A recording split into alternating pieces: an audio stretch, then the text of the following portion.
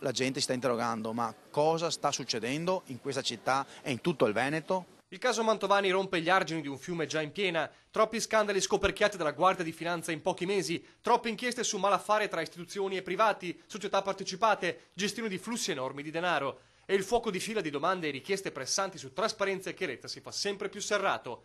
A partire da Venezia, dove l'impero gestito da Pier Giorgio Baita ha più di un affare in corso, non solo il Mose. Nelle ultime ore si sono moltiplicate le richieste urgenti di una commissione d'inchiesta, ma da Cafarsetti la risposta è prudente.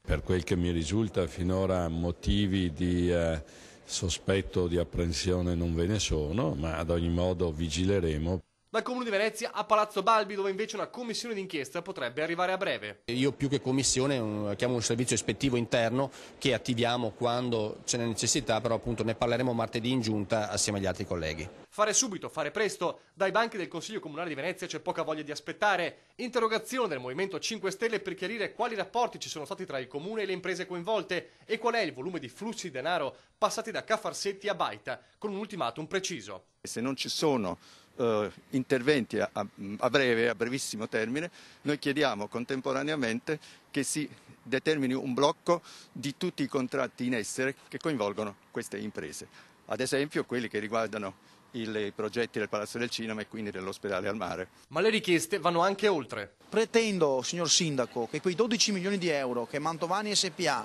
ha versato nelle casse comunali prima del 31/12 per comprare le autostrade e per anticipare i soldi del mercato ortofrutticolo vengano restituiti. Un effetto valanga che finisce anche fuori da Venezia, visto che Baita è nel consiglio di amministrazione di Veneto City SpA. Chi da anni si oppone al megaprogetto urbanistico lungo la riviera del Brenta lancia un appello ai sindaci di Dolo e Pianiga. Noi chiediamo che a seguito di questa inchiesta gli amministratori facciano un atto di responsabilità sospendendo le procedure che riguardano Veneto City in particolare per consentire alle indagini i dovuti approfondimenti.